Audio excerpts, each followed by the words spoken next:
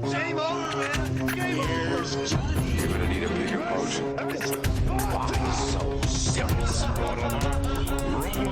I am Iron Man. This is a tasty burger. Welcome to the In Session Film Podcast. Welcome to this Chasing the Gold episode for September 19th, 2023. And I am JD Durand, and I am joined by two lovely folks that you can see at InSessionFilm.com. One of them is our new awards editor. He's been with us since the beginning of the year, but you've heard him on this show before, going back to last year. But this is the first time we're getting him here on the podcast for 2023. Joining us is Brian Rowe. Brian, welcome back, my friend. And also joining us is a lovely lady that you've heard on Women in Session. You can find her elsewhere as well. But Shadan Larki is also joining us. Shadan, welcome to the show. Thank you so much for having me. This is exciting. Very exciting. So obviously with you two, you're here not only because you are up to speed on all things awards, but both of you respectively have been to a festival of recent. Brian, you went to Telluride, I believe, and Shadan, you were in Toronto at TIFF this year. So we're going to hear your guys's experience from those festivals, how you guys see the awards season shaping up for 2023. And Brian, I guess we'll start with you, and I guess let's just do some broad strokes here. What did you think of Telluride? You know, maybe what was a film that stood out to you? How do you see the award season shaping up this year? So yeah, that was my first trip to Telluride. I had wanted to go for like 20 years. I'd heard amazing things about that festival, and it's only 2 states away from Nevada. So I'm like, I got to go to this one of these years. It's very expensive and very difficult to get there. But I thought for their 50th anniversary, I'm going to check it out. And it was just the most magical weekend. Such immensely fantastic movies. Like there was only one film of the whole weekend I didn't like. I mean, basically, you're just going from one movie after another all day for 4 days, and they're all great. They're just all really good. And in terms of awards, like predictions, I mean, I think the big one I saw at Telluride that played at Venice, I don't think it played at Toronto, if I'm not mistaken, is Poor Things, the new Yorgos Lanthimos movie. Yeah. Like I walked out of that and I went, okay, that could actually win Best Picture. Like that might beat Oppenheimer. Like, because it's very creative and daring and bold, and it's just quite a vision, and it's so well done. It's so well acted. That to me was like the big Oscar movie of Telluride. And then my other favorite film I saw there is Saltburn, the new film by Emerald Fennell, which I don't think is going to get any Oscar nominations. Like maybe original screenplay. That's about it. I think it deserves to get into like Best Actor, Best Supporting Actress, and some of these categories, but it is out there, especially in the last 45 minutes. So I'm like, I don't think that's going to be a big Oscar player, but I loved it regardless. Well, I am not raging with jealousy at all. That is very, very exciting. I can't wait to see both of those films. But Shadan, I guess the same question to you. What did you think about TIFF this year? How do you see the awards season shaping up? Well, I am seething with jealousy because those are my 2 of my biggest anticipated titles that I haven't seen. But I loved TIFF. It was my, lucky enough to come back for a second year. I saw a lot of movies. I saw 40 movies in 8 days, which was crazy. And most of what I saw, I can say I really genuinely liked.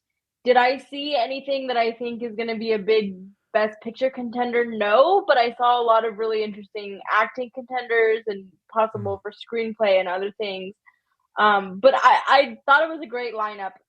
It maybe was not as star-spangled as other years. I mean, last year there was like the Spielberg title and all of that. Maybe they didn't have one like that this year, but I still really enjoyed the experience and what I saw. So very lucky to get to go.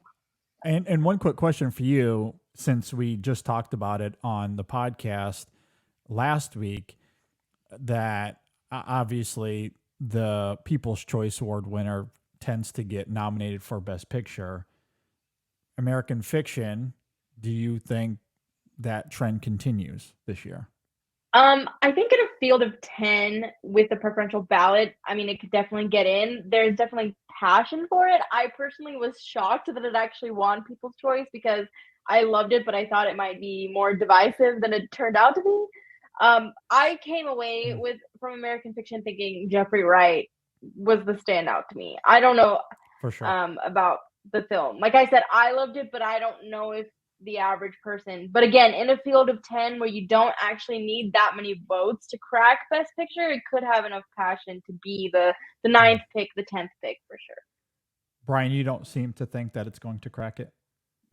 I mean, I haven't seen it, so I don't know. But from what I've heard about it, like I feel like Jeffrey Wright might have a chance at Best Actor, but it doesn't really look to be a Best Picture contender right now. Like as you said, with 10 nominees, like maybe it's like 9th or 10th, but it's not like last year the Fabelmans, when that won, it was so obvious like that was going to be in like the top 3 or 4 candidates for Best Picture. But American Fiction, like I haven't heard much about it, and I'm a little skeptical right now that it gets in for picture.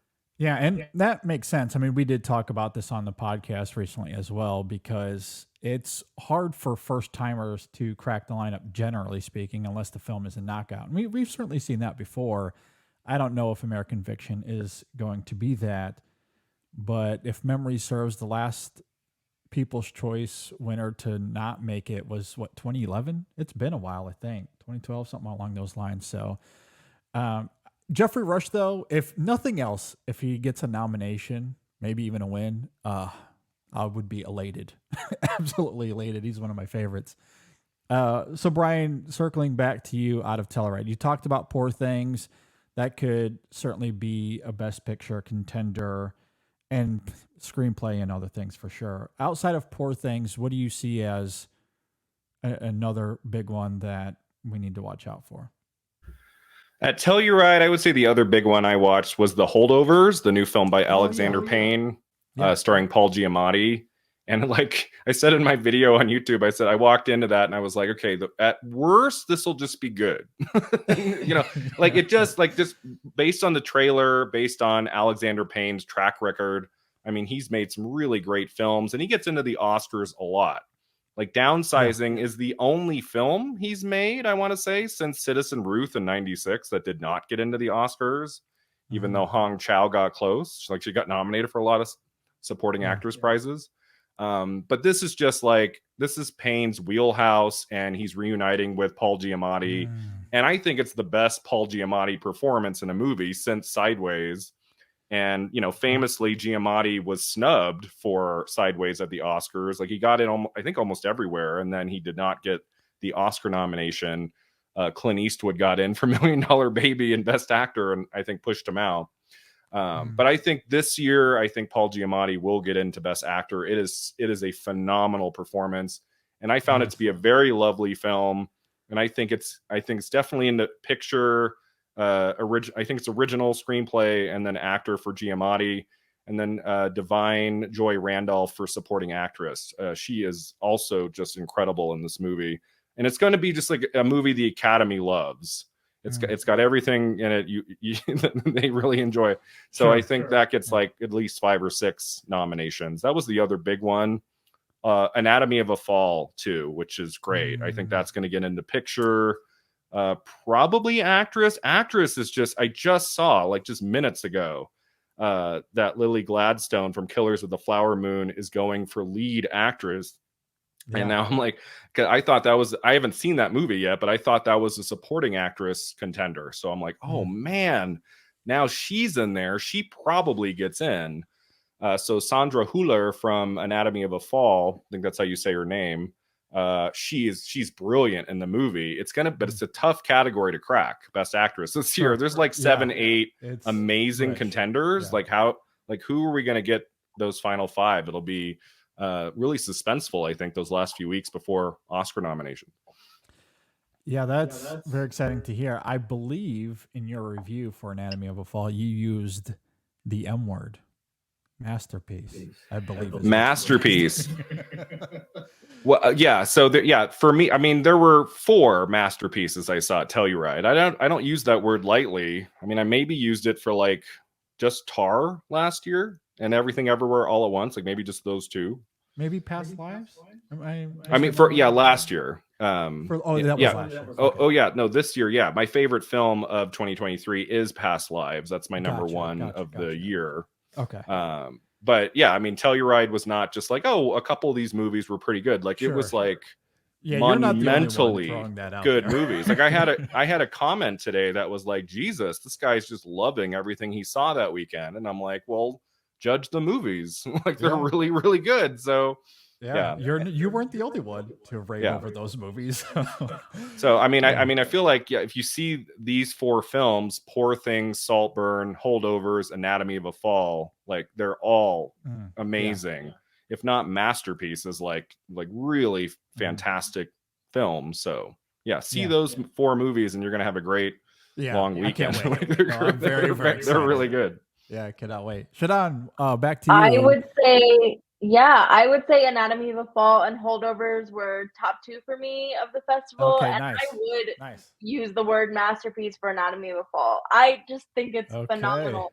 And something I've been thinking about a lot is like in the festival environment, for me anyway, like there's part of my brain that's like, okay, what am I going to see next? What is my venue? Like you're kind of running around a lot, but like from the moment that movie started, it captured my attention. I was just completely in it until the end. And like, I can't say that for many of the other films that I saw. And if there is a world where Sandra Hüller doesn't get in, it is a travesty. Like she is so good. And she's also in Zone of Interest, which I was not a huge fan of, but she is phenomenal in both. And I just wonder if that narrative is enough to push her through. I hope it is because she's very good. And I understand the rationale of Lily Gladstone going lead. Like I'm really happy to see that. It's obvious. It sucks that a lot of non-white performers do often get regulated to the supporting category, so I get it. It's just hard not to think of like if she had gone supporting, she could probably win. But sure. I get it. But I mean, Divine Joy Randolph in The Holdovers is so good, and look out for Dominic Sessa. He's the sort of the student that Paul Giamatti is sort of looking out for during Christmas. The Oscars love a newcomer in the supporting category, so I can definitely see all 3 of them getting in. Makes sense. Yeah. It gave me a lot of like Manchester by the Sea vibes, where we saw like the screenplay and then those top 3 actors getting in, so I could kind of see a similar trajectory for The Holdovers. Wow. Yeah, that's very exciting. Though you bring up that film, you got my attention. But I love Alexander Payne. I mean, all you had to do is tell me that Payne is coming out with a new film, let alone with Paul Giamatti, and now it's getting all of these raves. Although, small caveat, because I keep reading that this is his best film since Sideways, and I will not stand for the Nebraska erasure. So I'm just throwing that out there because that film also a masterpiece in my opinion. But yes, very much looking forward to The Holdovers. Brian, I did want to ask you this. Maybe this is slightly less awards and more selfish, more of a JD question than an Oscars one. Did you get to see Jeff Nichols' The Bike Riders? And if so, it's great. And if it's less than great, don't tell me. Yes, I did see The Bike Riders. No, it's fine. It's fine. I saw it my last day at Telluride, and I'm a huge Jeff Nichols fan, and he hasn't had a movie in like 7 years. Like it's been a while. It's been a while, yeah. And this was like a passion project for him. He talked about in the Q&A that he read this book that the movie's based on in 2003, so 20 years ago, and he's wanted to make this movie. And he got this stellar cast, and the movie is fine. For me, like the one big standout in The Bike Riders is the Jodie Comer performance. Jodie Comer is amazing, and I have floated her name as a Best Supporting Actress candidate, and then I've had like 3 people say, "Oh, I heard she's going lead for that." Like, okay. Wait a second. First off, lead actress is so packed right now. Forget it. And then she's only in the movie here and there. Like, it's not a lead performance at all. No. So that's weird to me. Like, she should go support it. Yeah. Brian, I have a quick question for you before we move on. Emma Stone in Poor Things. I've seen a lot of articles being like, she's our new Best Actress contender. This is it. Is she that good, or is she just like she's good, or this is it? No, I said in my tweet, it's the performance of the year. It is, for me, it's the best performance I've seen in the whole year. Like, it is out of this world amazing. I think it's better than La La Land, and she won for that. I do think her having won Best Actress once before is going to hurt her chances because she's so young. But I think right now she is in the number one spot for Best Actress. I mean, if Poor Things does really well on Oscar nominations morning, like I think it will, I think it gets at least 10 or 11 nominations. It's going to get a lot of technical nods. Probably gets into, picture director, supporting actor for Mark Ruffalo. I loved Ruffalo in this movie is amazing. Like, if there's enough passion behind Poor Things, I think Emma Stone is going to win Best Actress for a second time. Yeah. Man, she's in number one or number two.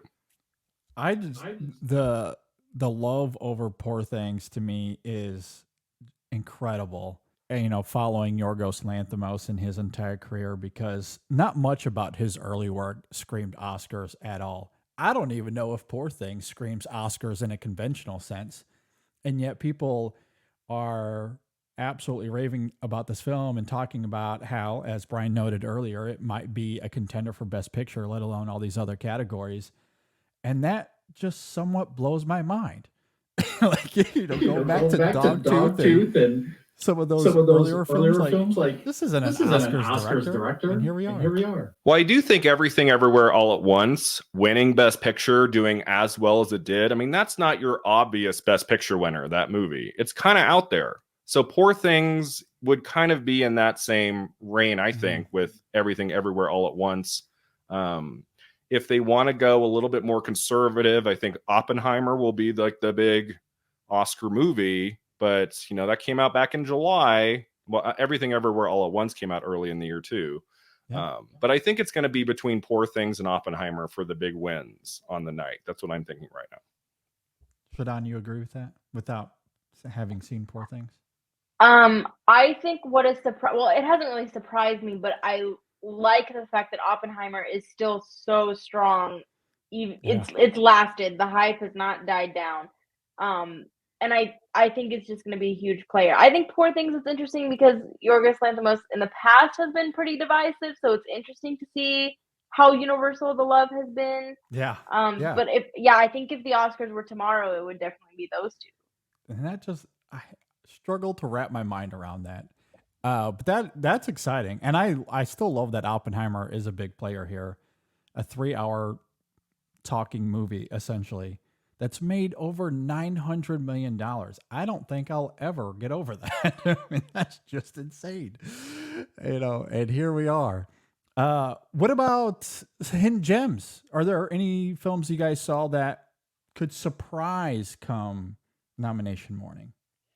I have to talk about Ava DuVernay's Origin. I don't know if it's going to be a big player, but I absolutely loved it. I was so moved by it. It's so unique in that, so I don't know if you guys have read Isabel Wilkerson's cast, but basically what Ava DuVernay is she takes the story of the author. So there's kind of one parallel thread of the author sort of writing her book and what's going on in her personal life, and then she weaves in sort of the book. So it's like this really interesting kind of documentary biopic drama hybrid.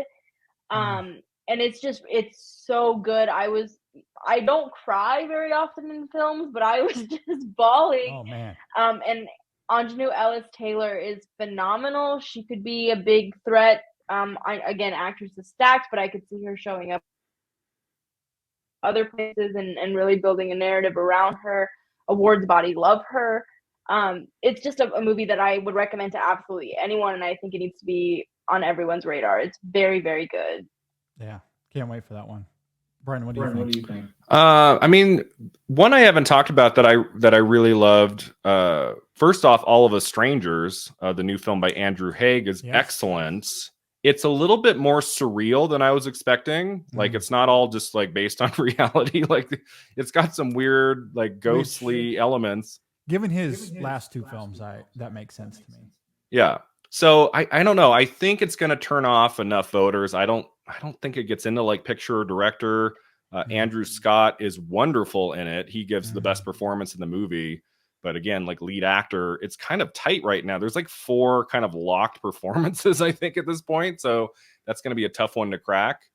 So I really love that film. And then I seem to like it more than others have. I really like Naiad with Annette Bening and Jodie Foster. Like, it's the only film at Telluride that made me cry. Like, in the end, I was crying because it's just it's like so inspirational what this woman in her 60s did over the course of 60 hours swimming in the water to fulfill this lifelong dream. And it was just kind of like old fashioned movie entertainment. Like, it reminded me of like movies we get, like Apollo 13, a League of Their Own, like these just really inspirational kind of old fashioned movies. And I thought it was really good. And the 2 performances in it are excellent. So they could maybe make it in, but as like, you know, it's so tricky when you have like 8, 9 contenders. It's like, well, who's going to make it? And I do think there's been enough negativity about Naiad that I'm already kind of doubting its chances now, but we'll see. A little divisive. Yeah. And then I also had some issues with Zone of Interest, which you mentioned before you didn't like, but I could see that being a surprise, like Oscar contender movie, like because of its subject matter and just the way it played out. I was like, it wasn't my favorite. It was kind of in the middle for me during Telluride weekend. But the more I think about it, like that could potentially get into picture and director, like maybe. And again, like that is fascinating to me because Jonathan Glazer is not too dissimilar to Lanthimos. And like you watch his previous films, you're like, hey, that dude is never touching the Academy. And here we are, and we're hearing that it might be in the conversation at the very least. So that's wild to me. You know, but that's exciting. I mean, that's a film I've been I think Zone of Interest. Yeah, I do think Zone of Interest is going to be definitely in the conversation. It seems like the kind of thing that people are going to vote for, even if it is divisive. Like, I could just see a lot of people checking that off. And I can see a lot of people liking it. It just didn't. It kind of left me feeling kind of cold. But I can see a lot of people really going for it. Speaking of performances, I have to mention Coleman Domingo in Rustin. Very, very good performance in a movie that is fine. There's nothing wrong with it. It didn't blow me away. It didn't, knock my socks off, but I can't really fault it either. George C. Wolfe obviously has history with the Oscars, history with actors getting nominated and at least very close to winning. So I think Coleman Domingo is going to be a huge player here, and he's getting great reviews for Sing Sing. I think Sing Sing is coming out next year, but he's sort of building a narrative, and he's at that right point in his career where I can definitely see a major awards breakthrough happening, and they love biopics, so look out for him. Yeah, he has several films still coming out this year, right? Or is it just those 2, Rustin and Sing Sing? The Color Purple, he's in that. Yeah, I was gonna say, there was another one. I feel like I was missing. Yeah, that's a good point. I also saw Rustin. I liked it. I gave it a 7 out of 10. It's fine. He is amazing in it. But it does give me some pause as we get closer to Oscar season. Like, will it be enough if the movie doesn't get into picture, director, screenplay, if it's just lead actor and that's it? Like, it worries me a little bit. Like, is the category too competitive? Like, can he get in just there and the movie doesn't place anywhere else? I have the same thought about Naiad. Like, does Annette Bening and do Annette Bening and Jodie Foster get into the acting categories, but then the movie doesn't place anywhere else? Like, I don't know. It's like a competitive year. So, but I would love to see Domingo get in. It was a phenomenal performance. Definitely one of the best performances I saw Telluride weekend. I agree. I just wanted to ask real fast because obviously we've mentioned a couple of times how stacked the lead actress and the leading actor categories are. Like, as of right now, and obviously we haven't seen everything, but who would you say right now is the 5 if you had to make a bet right now? Let's see. So I would say, I don't know. Is Cillian Murphy Oppenheimer in first place? Like, I don't know if that's a winning performance, but I mean, he's definitely in, which will be great because he's never been nominated before. Yeah, for sure. DiCaprio, Killers of the Flower Moon. I haven't seen it yet, but I'm hearing it's one of his best performances, and he almost always makes it now. Like, like what was like, just Don't Look Up, right? That's like the only one, and he got close. I think he got a SAG nom for that. I would say then Bradley Cooper, Maestro. That's probably going to happen, and then I would say Paul Giamatti is in fourth place. So right those now, four you think are pretty solid at this point. I mean, I haven't seen Maestro. I don't know, but I'm hearing it's good, and he's really great in it. And I mean, and let's not forget the Oscars love him.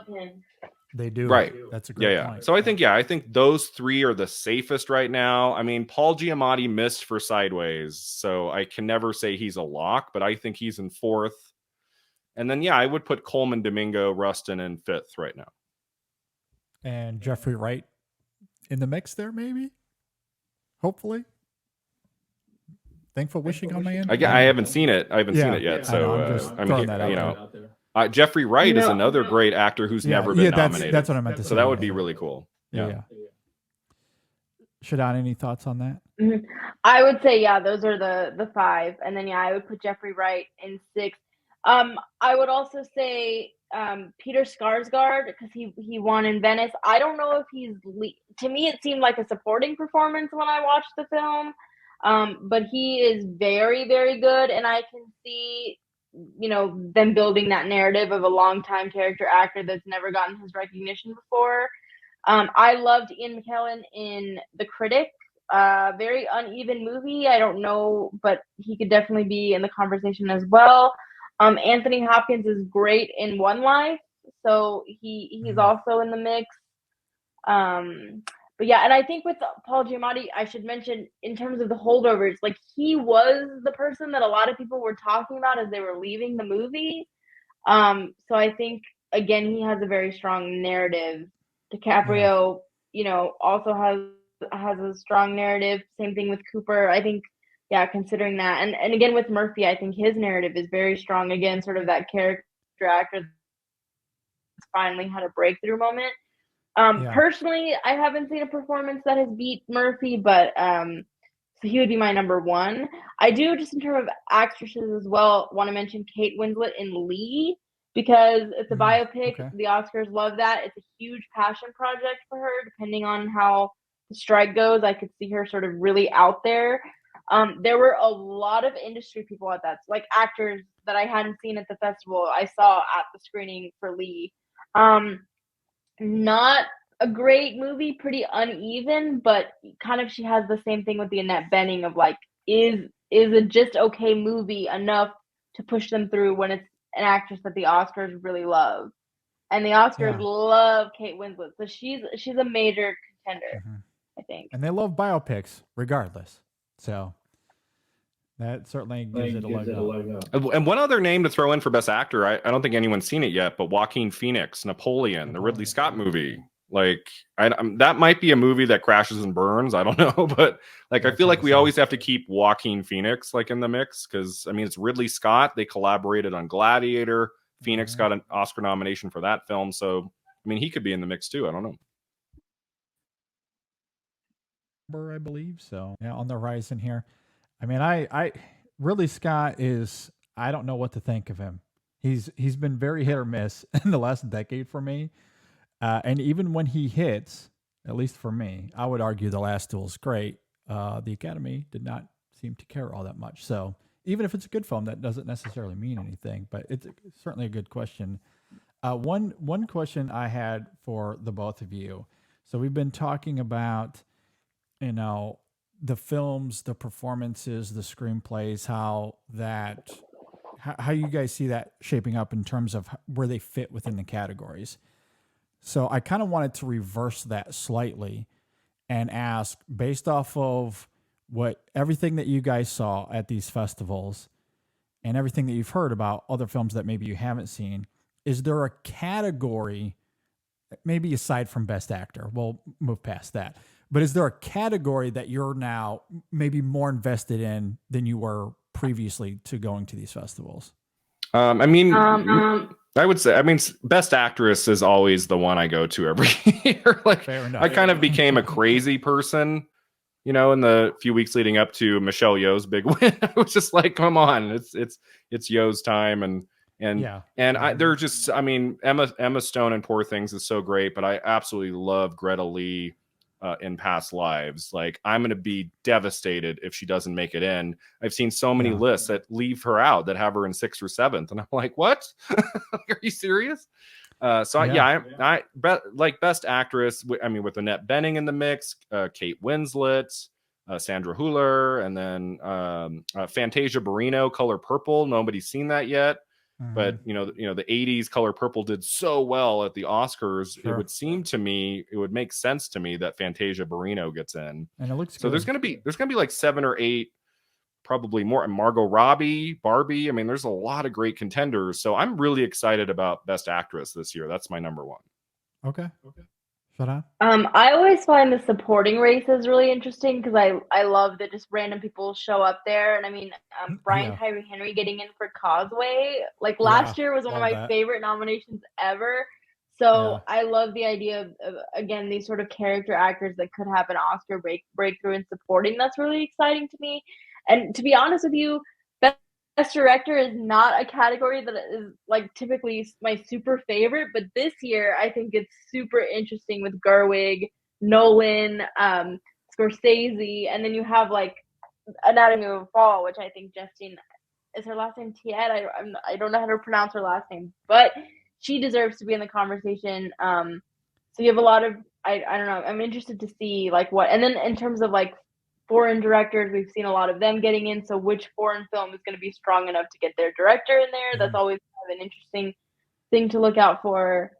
I'm really excited about director this year. Director could be really fascinating. Now, obviously, I haven't seen a lot of these films yet, but just hearing you guys talk here and what we expect to happen, because we know that Nolan is getting in, Scorsese most likely. Gerwig, I think, would be phenomenal. A pick that is on my wish list, I don't think this would happen, but I think she should be in the conversation, is Celine Song for Past Lives. But going back to something we said earlier, if somehow Lanthimos and Jonathan Glazer both make it into director, I might just pass out. I don't know if I would be able to survive that. Again, I can't wrap my head around that. That would be incredible. I might just have to quit movies at that point. That would be phenomenal to me. Yeah, it does worry me a little bit that Jonathan Glazer takes that 5th slot and he pushes out Greta Gerwig and Justine. I don't know if I'd Triet. want that. Yeah. And it might just be 5 men. And I'm nervous about Greta Gerwig getting into director. I feel like that's going to be kind of touch and go there. And there is going to be an outcry if she doesn't make it in, which seems to be the case every time. It was the case with Lady Bird and then Little Women, and like, she deserves to be there. What she did with that property is just so incredible. Like, I really, really hope Gerwig gets into Best Director. And it made over $1 billion. Like, I don't know how you leave her out. Even if we just remove the craft of it, a Barbie movie made $1 billion. That in and of itself is an accomplishment. But the craft, the performances, everything about that film is absolutely worthy. And again, I haven't seen The Zone of Interest. I love Jonathan Glazer. I don't think he has to necessarily crack that. I don't know if I'd want to see him over a Greta Gerwig or a Celine Song, for example. I assume Nolan, Scorsese, and Lanthimos are in, unless you guys disagree. Maybe I'm missing something there. So then it would just come down to those last 2 slots. But I don't know. I'm pretty sure that Alexander Payne is going to get in for the holdovers. Okay. Yeah. I wouldn't say he's a lock, but he's been nominated for director a few times, right? Like, he was nominated for Sideways, I want to say, and The Descendants and Nebraska, I think. For director, so like when they love a Payne movie, he gets in for director. And he's never won there. He's only won in screenplay. So, yeah, that'll be Interesting. Any other categories come to mind for you guys from what you guys saw? I just want Saltburn to get into original screenplay. Fair enough. Like, oh man, I'm already prepared months in advance for Saltburn to get nothing on Oscar nominations morning. I'm so curious to see what the response will be. It comes out in November, I think. It just had its first LA screening the night before last, or I mean recently, and the word was strong. People liked it from what I read online. So I don't know. I'm intrigued, like how Saltburn is going to do. Yeah, hopefully screenplay. Well, and that's original screenplay, right? So maybe we can spend a moment there. I probably should have asked you guys this earlier, but it was announced last week that Barbie is going for original. What do you guys make of that? Do you agree with that decision? Should it be an adapted? That's where it should be. I mean, I understand that it's like a previous, but the script itself came from nothing. It's not like there was a previous movie or just because the toy existed. Original makes total sense to me. And honestly, I think, well, maybe I'm wrong, but like adapted is such a strong, because you have both Killers of the Flower Moon and Oppenheimer that are going to be huge players there. So maybe there's an easier path for Barbie in original. Yeah. Here's my take on that. I agree. I think Barbie should be an original screenplay, but I am not convinced the Academy is going to allow that, given that they're really strict on the screenplay rules. Like Whiplash got into original screenplay everywhere that award season, and then it got adapted at the Oscars because to get funding, I think, for the feature film, Damien Chazelle made a short film that played at Sundance the year before that was just one scene from the script just to get like funding and get the movie going. And the Academy put Whiplash into adapted screenplay because of the short film. That is an original screenplay. That's an original property. So I worry a little bit if they're going to do that to Whiplash over that little thing. Like Barbie exists in the world before this movie got made. So aren't they going to call it adapted? Like that would be very, very surprising to me if at the Oscars they allowed Barbie to be original. That would be very, very shocking. And I could see that happening because while the film is very original, it is based off of a brand that is obviously, we're all familiar with.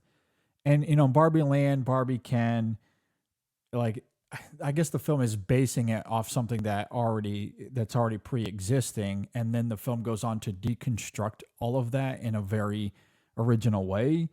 So I would argue it's original, but I could absolutely see them pulling the trigger and going, no, this is based off of toys and a brand that already exists. Even if by the end of the film, it's something completely new. We're holding to our guns here. I don't know. I could see that happening. Do you disagree, Shadan, with any of that? No, I think that's a really good point, Brian. I do want to say in terms of American fiction, one of my dream nominations would be that getting into adapted. It's it's just so clever. And if Jeffrey Wright isn't going to happen, at least let the screenplay happen. I don't know. Maybe that's wishful thinking. Maybe it'll be too divisive, but I love that screenplay. If there are a few other movies that I want to make sure I mentioned so that people will watch them. One is Green Border. I absolutely loved it. I think that also won a prize at Venice. It's I think from the Czech Republic. I could be wrong, but it's about this Syrian family that's trying to cross into Poland and sort of what happens to them. And it's so bold, and I just love what it does, and the reaction was overwhelming. Also one of my absolute favorite things that I saw at the festival. So yeah, Green Border, if you run into that somewhere, definitely watch it. Also The Burial, it's kind of very traditional crowd pleaser. I know people hate that word, but that's what it is. Kind of the old-fashioned courtroom drama for adults that used to be made all the time that no one makes anymore. Sure. Jamie Foxx is really good. Like I could see him showing up at the Globes or SAG, especially because he's, had a health crisis and people are really rooting for him. And then The Boy and the Heron, Miyazaki is a huge Oscar player. So I think that's really kind of disrupted the the animated race. It's not my favorite of his. For me, the middle kind of meandered a little bit, but it's still like when it hits, and I know a lot of people loved it. So that's definitely worth your time. And again, I think it's going to be a huge, huge contender.